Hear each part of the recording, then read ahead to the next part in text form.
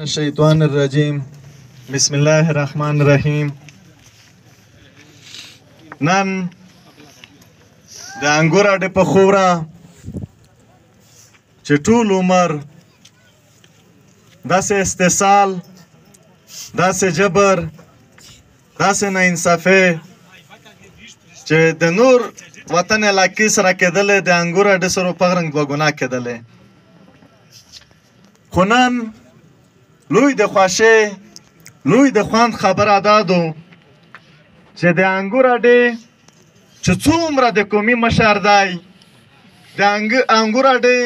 څومره علما دی او ورسره نور څومره سیاسي ورکر دي د انګور اډې، لوی د خوښۍ خبره دا ده چې د کوم چې مسایل اجتماعي دي نو د زورور د متولد پوره زورور ته شکست ورکونه د پوره هر څه بلا تفریق سره یوځای شوي دي او د دنیا ته او د پاکستان واکدار ته هغه خبرې نیولې دي، هغه کیسې مخته ورته ایښې دي چې کوم د انګور اډې عام خلک ته، مزدور خلک ته سهولت د نه جوړیږي. نو دا یوه لوی د خوښۍ د خوند خبره ده چې د میش سره په دا سیاسي جدوجهد کې، په دا سیاسي میدان کې د میش سره قومي مشر برابر شریک دی او ورسره دغه خبره د سټیج د لارې کومه چې څومره ځوانان نن په دغه جلسه کې شرکت کې په کور دو چې په کور کې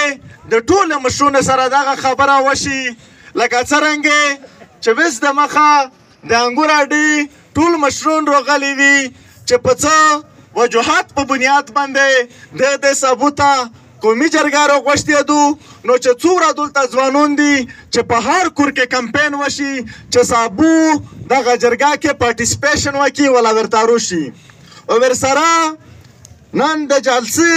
د دغه پرلط منتظمین ته په ګرد د یغه چې کوم سلیمان خیل دي، پښتانه دي،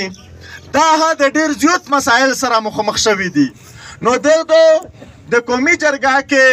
قومي مرکه کې هغه خپل مسایل د سلیمان خیل حق شیږدي. بل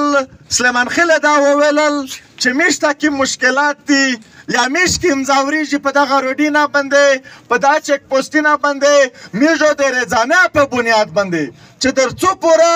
دا جلسه وي، دا پرلط وي، دا درنه وي، دا احتجاجي نه وي، میژو برابر شرکت پکې کی، خپل خوږ خپل مسایل، خپل چې میش د تاګ رو تاګ کې مسایل دي، میش زنانه ته کې مسایل دي، د میش مشرون ته کې مسایل دي، د دغ سوړنه د میش کشرون ته کې مسایل دي. او میش دا د پاکستان حکمران طبقه خپل خلک ته وشایي بربنډه کوي وي، هیڅ قسم پردو په دغه نه اچوي چې میش سره په چک پوسټینه د څه عمل دی، د میش سره په ګټینه د څه عمل دی. او ورسره چې کله د میش په یوه ځای کې شپه شي، په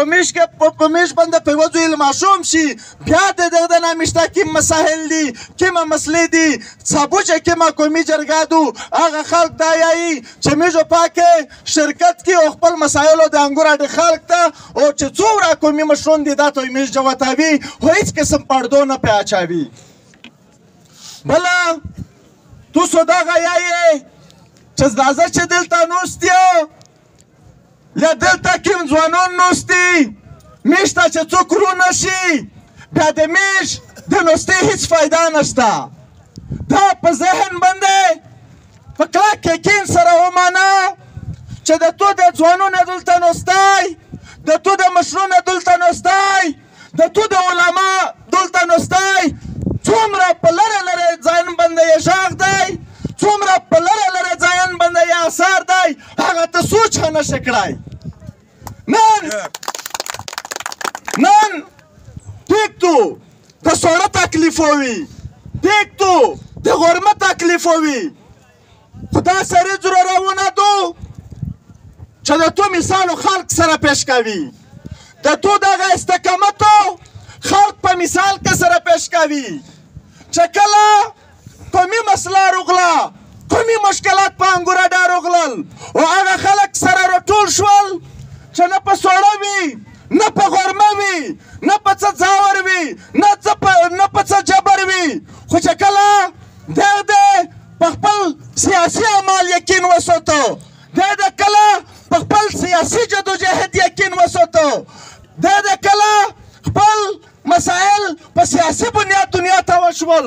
بیا وکسې انګور اډې خلک په خپل استقامت په دنیا څنګه خبره ومانلې د تو مثالو د تو د مشرونه مثال د تو د سیاسي ورکرې مثالو خلک په جرګم په مراکې کې سره پیش کوي او بل که د ریاست په حواله د پاکستان په حواله لکه څرنګه د سټیج د لارې خبره وشوې د تاریخ نه چې د انګور اډې د هر کور نه پوښتنه وکړې په هر قوم په هره قبیله په هر کلي کې و کونډې خامخا وي ډېرې ښځو خامخا وي ده په موټو باندې جټ استعمال کړې هلیکاپټر یې استعمال کړل په چک پوسټونه یې د موټو تذلیل وکړ په کورونه راننوتل په هغه د جبر د ظلم چې خلک